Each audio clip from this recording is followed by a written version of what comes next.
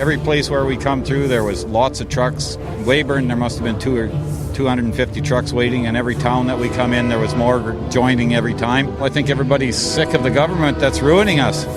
Other than that, everybody's just here to try get rid of this carbon tax.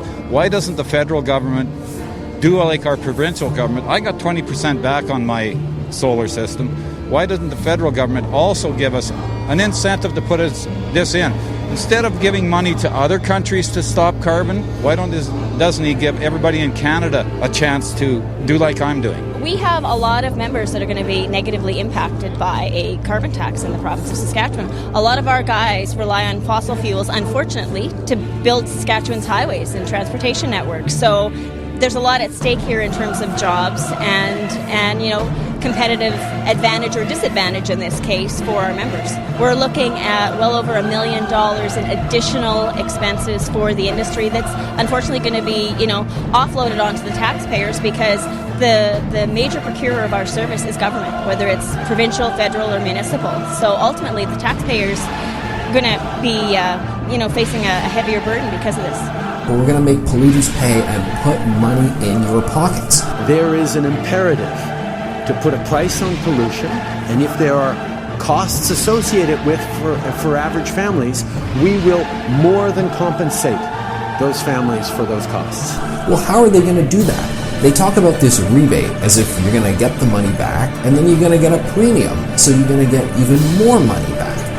How do they calculate that, though? That was a part that was lost from the conversation. We shall fight on the beaches, we shall fight on the landing grounds.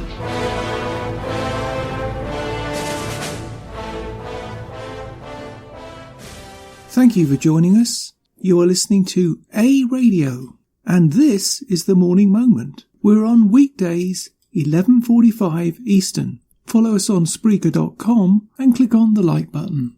This piece is really two pieces, and it's on supposedly climate change. That's what I'm basing it on. But in fact, it's something rather different. The first piece I'm going to play for you is a clip from the BBC looking into serious subsidence in the Mekong Delta in Vietnam. And the second piece I'm going to play for you is from experts in the region with a completely different view. And then finally, I'm going to give you an article confirming all that I've played and more. So let's talk about that first clip, shall we? The first clip is actually 10 minutes long, but I'm not going to play all of it. The BBC did this only this past September. Please listen how they make the situation they describe fit the national policy in the UK, i.e. climate change. Never for 1 second do they entertain any possible reason for what's going on in that region other than climate change. Here's that piece. All the links will be on my site. Đêm như đêm 19. We believe that youths are the agent for change. This is such a big problem. Do you feel like you can make a difference? Yeah, things starts from small changes.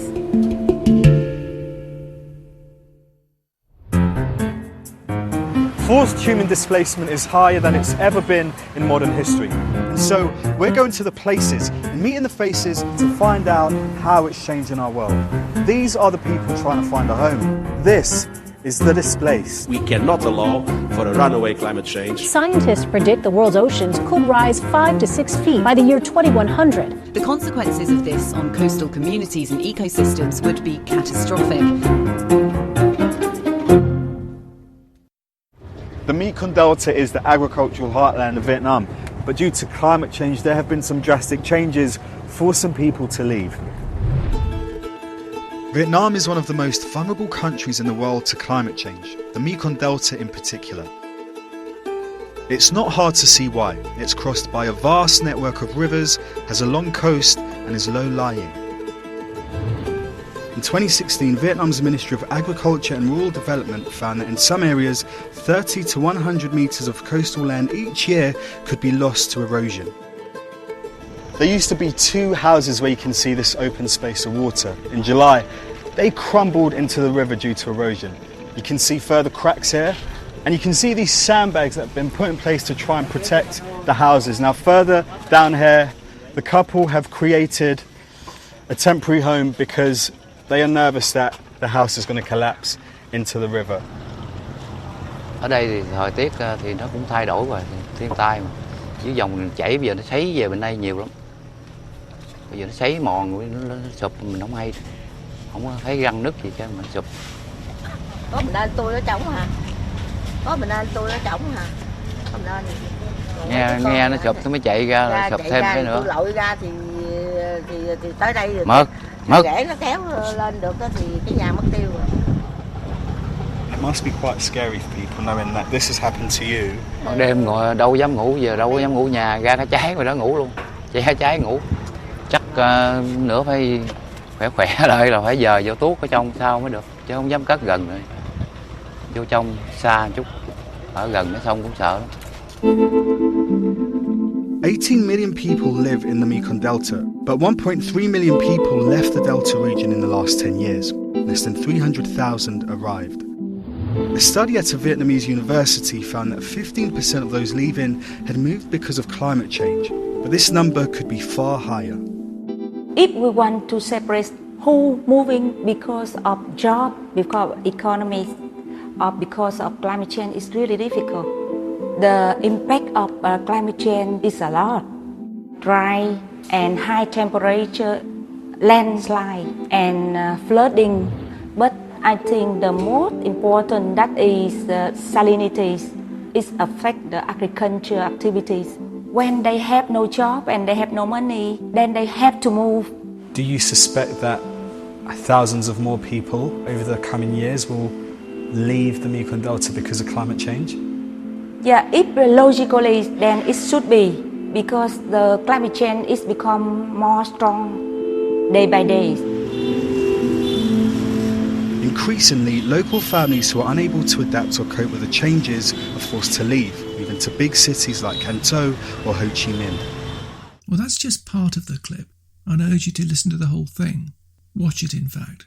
It's not a YouTube, it's a BBC player, so you have to watch it online. Next, I'm going to play for you a short clip from an expert, actually in subsidence, who has the knowledge and expertise to discover exactly why the land is sinking. Now, this is a video, not an audio, so you have to take into account that you can't see everything that he's talking about, but you'll get the gist. The answer is not at all what the BBC insist on, but this person, who is a world expert in this particular field, operating in the same area, I may add, that the BBC were reporting on. Strange, don't you think, that their researchers for the programme were unable to uncover this expert, who is actually working for the same government that they were quoting? Here's that piece.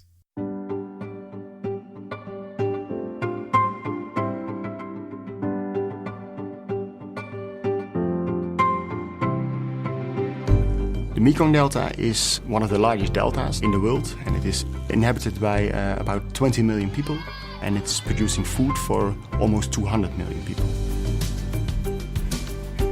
The Mekong Delta is subsiding, but the amount of subsidence and the exact causes of subsidence are still unknown. What we see that there's a very high increase in groundwater use, and we know that excessive groundwater use can cause land subsidence. The question is how much land subsidence is actually caused by the increase of groundwater use over the past 25 years.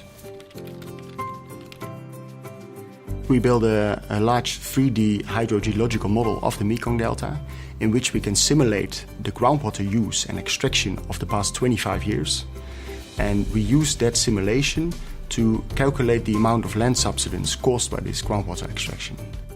On the left side we see the hydraulic head of one of the aquifers in the model, and on the right side we see cumulative subsidence as a result of ongoing groundwater extraction.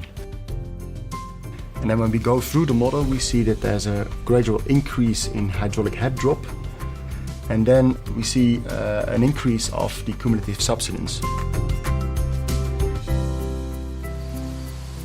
this is a nice example what happens when you are extracting groundwater.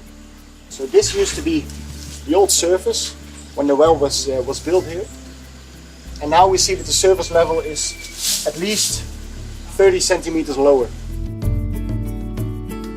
At the start of the modeling period, the hydrogeological situation of the delta was actually in a rather undisturbed state. And if you talk about land subsidence caused by groundwater extraction, there wasn't hardly any of that 20-25 years ago. With the high subsidence rates that we see at present, the delta will get more vulnerable to flooding, and there will be salinization in the surface water and in the groundwater. And this is putting pressure on the agricultural system in the delta, but also, of course, on the livelihood of the people living there. During our trips in Vietnam, we closely work together with our Vietnamese partners and co-researchers, and I think it has to be a joint effort in order to save the delta from real drowning.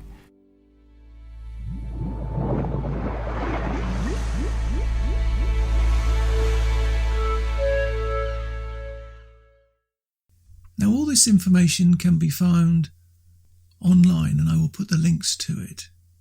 They actually come from climatechangedispatch.com, and they're all sublinks from that. The heading that they have is Latest BBC Lies, Climate Change in Vietnam Destroying Family Life. The displaced climate change in Vietnam is destroying family life. Vietnam is one of the world's most vulnerable countries to climate change. It's already having a huge impact on the lives of those in the Mekong Delta, the agricultural heartland of the country and home to 20% of the country's population. Ashley John Baptiste went to meet the families living on the front lines of climate change. In 2018, more than 35,000 people were forced to flee their homes every day. That's 1 every 2 seconds. This story is part of a BBC news series called The Displaced, a selection of stories exploring the human impact of this movement and how it's changing the world. If you've been affected by issues in this series and would like to speak to the BBC, and then it goes on. So I'm not going to give that out. You can look it up online.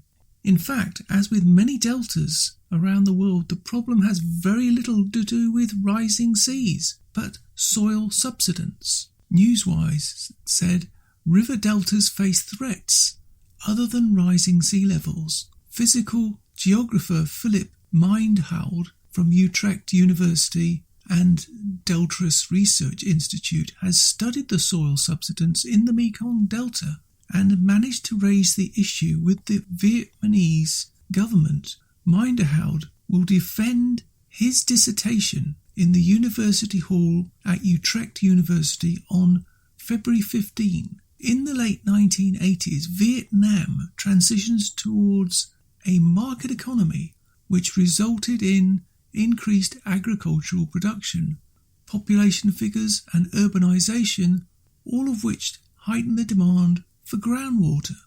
But as Mindhold wrote in his dissertation, pumping out groundwater exacerbates the problem of soil subsidence. The area also has a soft, shallow soil layer. The growth in infrastructure that has accompanied the past few decades of economic development has placed an extra burden on the soil. This is another reason the soil is subsiding, which makes the sea level rise more quickly in relation to the land. It's as if the delta is sinking into the sea, plus salt water is pushing even further land inwards. So the delta faces the problem of salinization. And it's not just water extraction.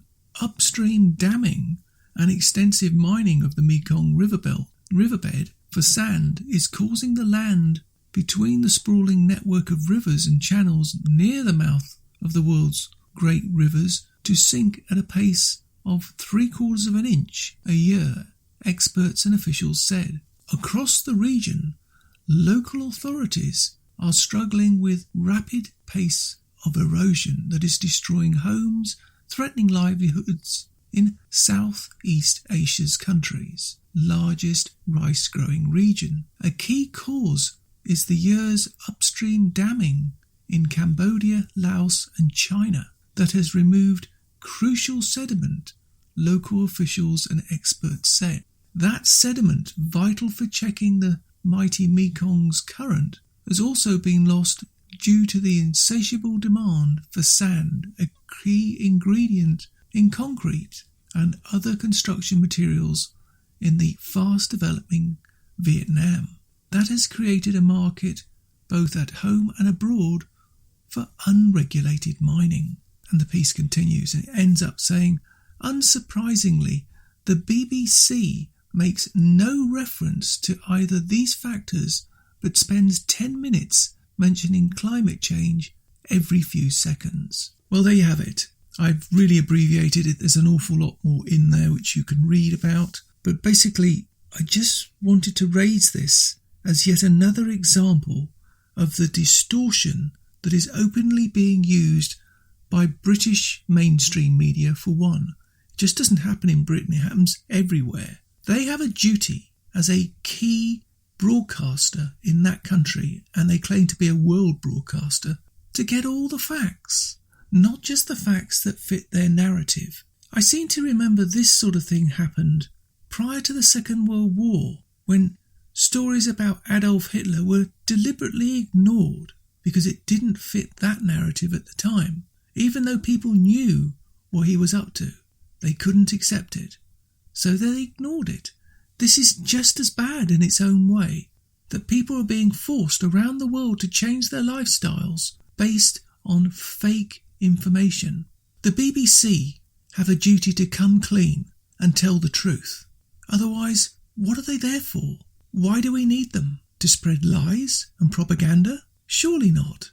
Well, it does appear to be the case at the moment, doesn't it? And I'm sure the same thing's going on in the United States, and I'm damn sure it's happening in Canada. We don't need these mainstream media organisations spouting off George Soros and UN false truths, because we can't afford to take those routes that Trudeau and others are trying to take us. Canada will be bankrupt. The US will be bankrupt. We'll be living in mud huts or worse. Take this seriously, because this is just the thin end of the wedge. It really is. If we don't address this issue of fake news, this is a classic example of fake news. If we don't pull these people up and hold them accountable, then what will they do next? There's no limit to their lies. You can find more at aradio.wordpress.com, where you can find links to us on Twitter, Facebook, Instagram, iTunes, iHeartRadio, Gab and email. We are also on Spotify. Just go to the podcast section and type Canadian Politics with a twist and you'll find us. We are continuing to reach out to you, so please pass on the links. Please click on the follow button on Spreaker.com. You can listen to all our morning moments at Spreaker.com under A Radio. That's EHRADIO, A Radio. And please click on the like button. And you can now hear a weekend review of our podcasts on WHBJ DB, News Talk Radio. Join us and many others. And you can find all our podcasts and morning moments at aradio.wordpress.com. Click on the Morning Moments tab.